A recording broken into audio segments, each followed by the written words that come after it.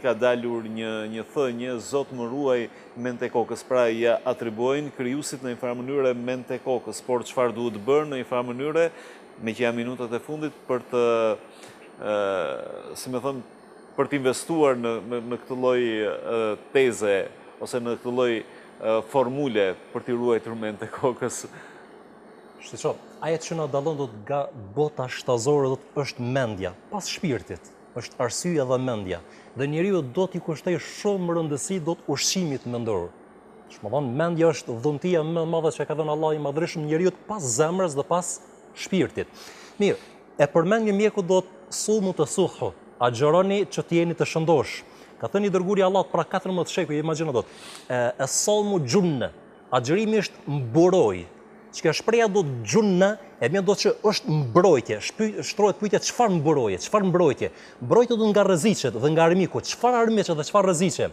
Shpyetja që njeriu nëse i analizon thënjet e pejgamberit alayhis salam para 14 shekujve, edhe është shkaktar që një i ushqimit, një shkencëtar i ushqimit i Amerikës, po më kujtohet emri tash për momentin, kur e ka marrë dhe ka zbërthy dhe ka studiu të mirë dhe dobit e agjerimit tek muslimanët, ka arë në përfundim dhe ka pranuar islamin.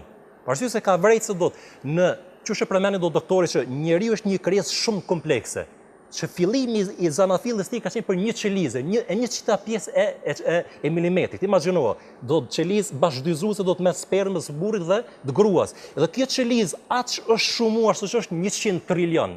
Imagjino mjekut nëse i ndërhyjmë këtu jo i ndërhyjmë po, shmon në shkencën e tij, që vetëm truri i njeriu ka 15 miliard qeliza. Nëse një njeri tenton për të numëruar 15 miliard qeliza nervore, do të me lindur kohën e Isës alayhis salam. Edhe duke numëruar vazhdimisht, do të më jetuar edhe 3000 vite, 5000 vite vetëm me i numëruar 150 miliard qeliza nervore.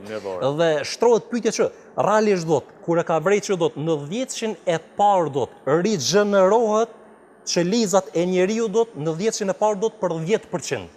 Në 10-shin e dytë të Ramazanit rigjenerohen qelizat në trupin e njeriu në mënyrë të mrekullueshme 66%, kurse në 10-shin e fundit rigjenerohen tërësia e tyre. Në përjashtim zemrës dhe trurit. Qelizat nuk rigjenerohen zemrës asnjëherë dhe ka urtësi dhe shtem veti, pse nuk në rigjenerohen, dhe qelizat nervore nuk rigjenerohen asnjëherë. Dhe këto është urtësia e Allahut të Madhërisht.